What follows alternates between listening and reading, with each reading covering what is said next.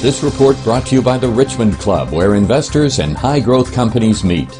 Our next speaker is the President and CEO of Global Energy Metals Corp. Please welcome Mitchell Smith. All right, good afternoon, everyone. Thank you very much for Scott and Richmond Club for inviting us here today to be able to speak with you and give you a little bit of an introduction to our company and what we're focused on.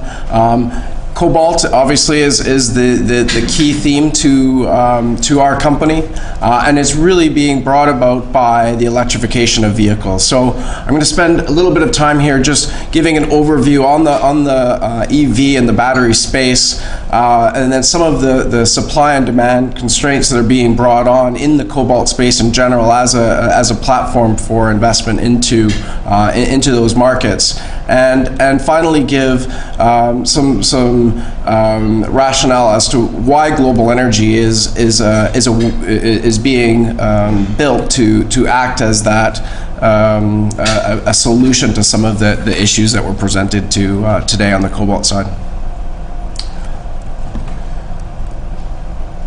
So it's really about breaking this addiction that we have, and the understanding and the adoption rates that are coming about on the EV space is really because of the impact that it has on reducing climate change. Electric transport is coming a long way over the last few years, and it will become even more important as we move forward. You know, I think there's no question about it that the world has accepted and is fully adopting electrification of vehicles, and so there are a number of ways to be able to play that market. You know, you can invest into the battery manufacturers, the Panasonics, the Samsungs, LG Chems. You can invest into the automotive space. You can also invest into the raw materials that go into these into the batteries and into the electric vehicles. And you know, we believe that this is really a once in a lifetime opportunity to be able to be involved in this space at this time is something that's very exciting for us. And you know, as a group that's been involved in the cobalt space for over a decade, you know, we joke about it that we came into this 10 years too early. But what we have done is we've created a very good understanding of where that direction is going and really how important cobalt is to that market. So, you know, I'll touch slightly on the electric vehicle space right now. I think it's key to understand that the adoption rate and the hockey stick curve, so to speak, of the growth cycle that's happened in EVs over the last several months is so important, and it's becoming a draw on the raw materials that are going into this space. It took only 6 months for it to go from 3 to 4 million electric vehicle sales, and this is a figure from 2017-18. You know, I saw today that there was 4% now of growth in sales in vehicle. That's double of what it was last year, and it's continuing to show and demonstrate these growth curves. You know, Tesla obviously led that momentum, but the revolution that's underway is now because of groups like Volkswagen and Ford and Mercedes and BMW. Once these mainstream vehicles get in line, you know, there's a real necessity for material. So enter cobalt into this space because this is a critical metal to the battery chemistries that are part of this EV growth. And Global Energy Metals is one of the ways that allows for investors to get exposure to the EV and battery space through cobalt. I'll touch a little bit on the growth curves from cobalt. You know, some of you who are recognized in the room and I've been talking about cobalt for nearly a decade with, the time is now, and it's flown under the radar. There's no question about that. But it's because of the electric vehicle revolution underway today that cobalt has really started to enter the radar for investors. And there are very few ways to get that pure play exposure to it. One thing that is missed in all of this hype that's been in the cobalt space for over the last 2 years now is really that cobalt doesn't just have a role in batteries, but it also has almost an equal part role in the hardening of steel, and aerospace technology is used in nickel superalloys. It's used in turbines. It's used in catalysts for chemical properties. So there are other roles for cobalt, and not just in the cobalt space. In the battery space. The battery space is where we've seen this explosive growth, and yet we still see about 50,000 tons per annum being drawn on by the more historical application of cobalt. So the electrification factor is there's this traction that has been gaining in the last several years, and it's not just individual companies that are pushing this momentum forward. It's governments that are putting in sanctions in place. They're limiting the amount of internal combustion engines that'll be allowed and permitted to be on the roads and in cities moving forward. And so what does that mean? Then you need to have the electric vehicles built. You need to have the mega factories that build these batteries, and we can see with the graph on the yellow that's sourced from Benchmark Mineral Intelligence, one of the leaders in understanding the lithium ion rechargeable space. They've shown that the growth in these factories, it's not just Tesla having a factory now. It's these other larger organizations that are starting to understand and develop and partner in on the factories. This morning, Toyota and Panasonic announced that they will be joining forces, creating a joint venture and sinking billions of dollars into building new energy plants in both Korea and in Japan. So it's not just China that's leading this race. Electric vehicle cobalt demand is forecasted to again grow significantly. This is going to happen mostly because of the electric vehicle space, and there's a lot of talk about substitution, and that was really led by Mr. Musk from Tesla, who said, we're going to strip away all the cobalt, and there's not going to be any cobalt used in these batteries.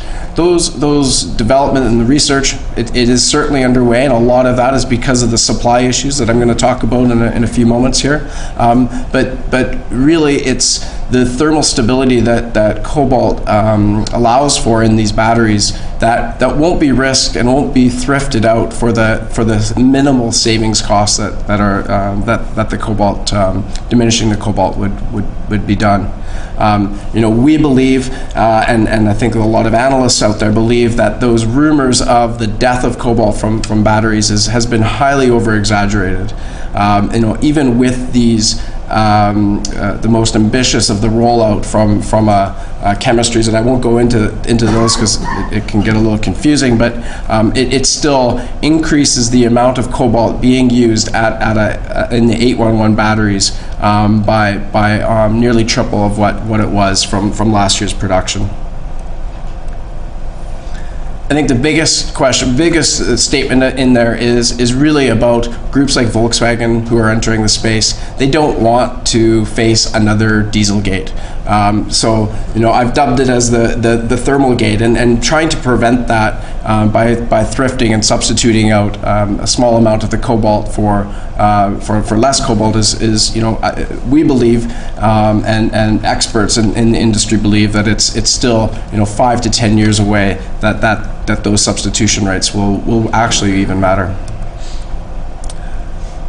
Well, any of you who've ever followed cobalt will know it's very, very volatile, and it's spiked up. mostly because of production and demand cycles and where that cobalt comes from. The majority of cobalt is a byproduct from both copper and nickel production. Roughly 98% of the world's cobalt is byproduct. Only 2% and one mine currently producing in the world in Morocco actually produces pure cobalt based on cobalt. So there's been very little exploration work done for cobalt. It's always been because it has the byproduct properties. Right now, the cobalt prices spiked last year. They've come back down. They're settled in and around the $25 to $30 range, and we believe that long term that those prices are actually very stable for the cobalt market. Prices go up too high, more and more talk about substitution comes in place. Prices come down too low, it's really not being driven on the cobalt development anyways and production anyways. It's a bigger macro environment rationale for that, mostly because of downturn in copper production.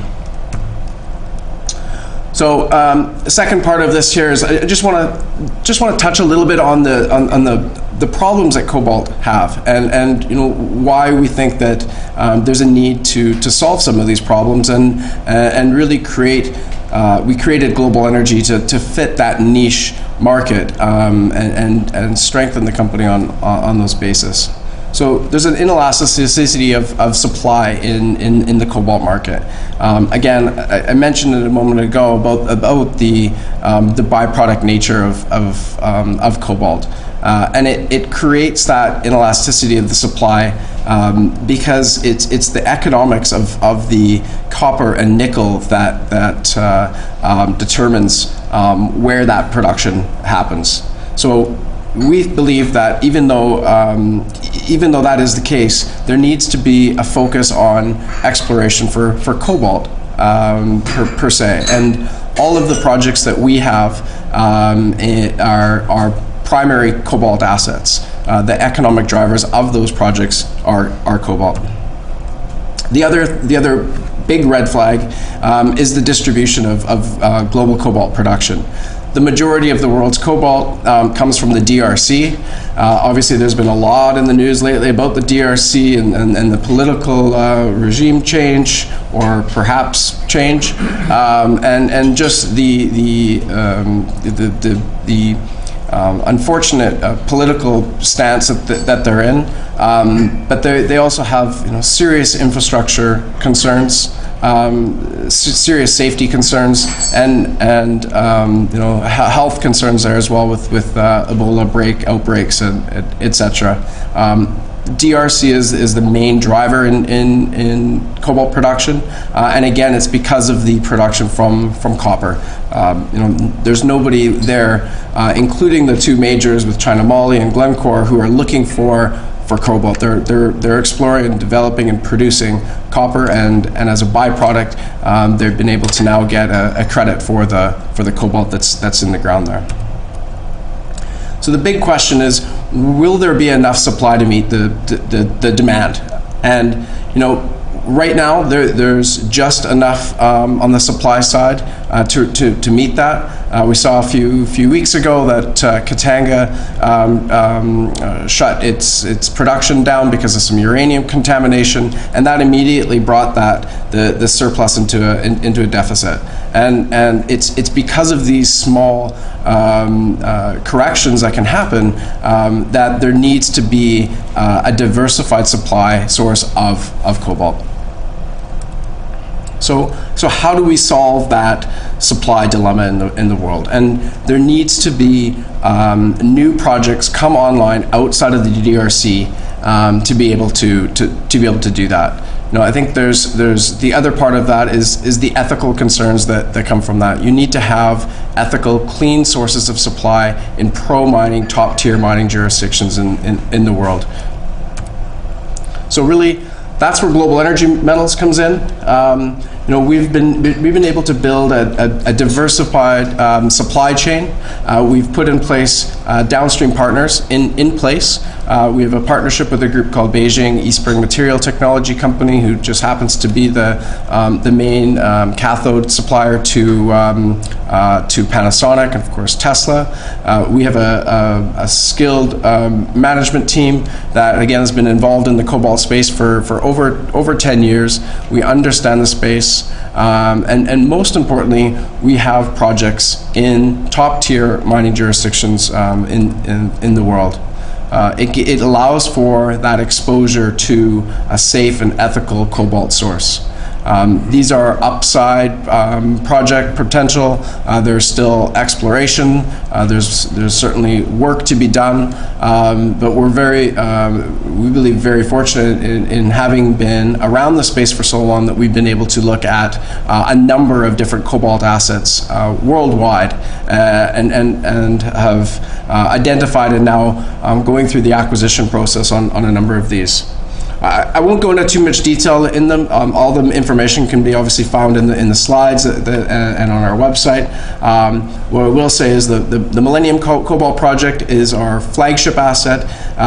Because of the work that we did earlier in the year, we put about $1 million work program in place, including some drilling, confirmation, some metallurgical work.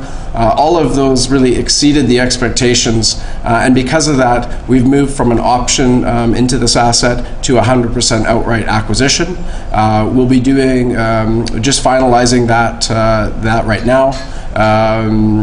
We've technical report that's coming in place, and once that finalizes, we have the conditional approval from the exchange to do that acquisition. Along with it comes two earlier stage discovery projects in the neighboring Mount Isa region. We announced on Monday the finalization of an acquisition of two projects in Nevada, again a top tier mining jurisdiction, and this just happens to be 150 kilometers away from the Tesla Gigafactory. These were historically producing mines, however they've never been explored during modern times. We believe that there's an opportunity to look at the bigger system and further explore these. We have a legacy project. It was a historic mine in Werner Lake in northwestern Ontario. That's being fully funded, and we're carried for $2.5 million of work that's being done on that by a partner in Australia. Again, we believe that with the leadership in place, the decade of experience, it goes a long way. We didn't just jump on the cobalt bandwagon, so to speak. We've been part of this for some time, and we're considered as leaders in that cobalt space. Milestones is something that's obviously very key to you as investors, and what we've done, we've always been able to deliver on time, every time, and moving forward we'll continue to do just that. Acquisition is the next step, and looking at exploring and expanding on the known mineralization zone at Millennium, making that project bigger, creating, having a better understanding of the economics, and being able to move that project forward.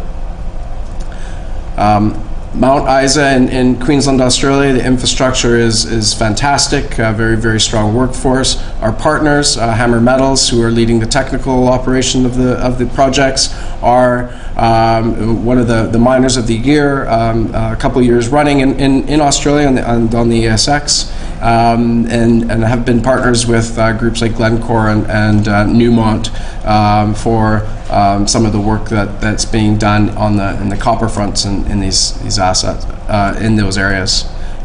Again, it's open for expansion. It's open along strike, along the 3 kilometers. Only a very, very small portion of this has really been explored, kind of in this little area here and to the south. There's another 1.5 kilometers to the north that we've run some geophysics. It looks very interesting, looks very promising, along with on the lateral sides and obviously at depth as well. So I think I'll conclude. I know we're kind of running out of time here, a little bit late, but we believe that we're very, very much attractively valued versus some of the peer groups that have entered the space over the last couple of years. We have a very, very strong project in Millennium. We have a significant amount of upside opportunity with our Nevada projects and Mount Isa Cobalt projects. There's an opportunity to be able to look at further acquisition, and we're very active on that front. A number of discussions underway with other projects that not only would we acquire the assets, but the technical expertise that goes with that. There's no point in reinventing the wheel with a lot of this, and most importantly, it's a pure play investment play against the growing EV space and battery space.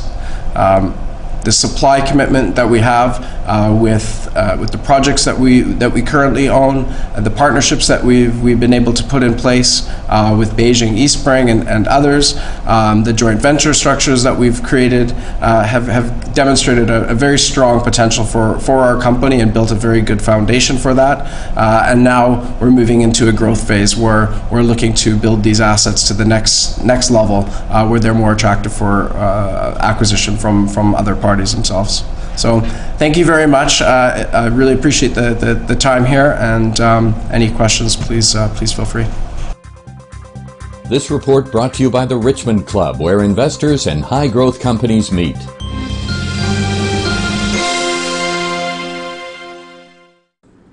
If you've enjoyed this video, please let us know. You've been watching the Richmond Club Report. If you've just come across this channel, please feel free to subscribe. I'm sure you'll find a lot of interesting and profitable investment ideas around here. We'll see you again soon on the next video. Cheers, guys. Have an amazing and profitable day.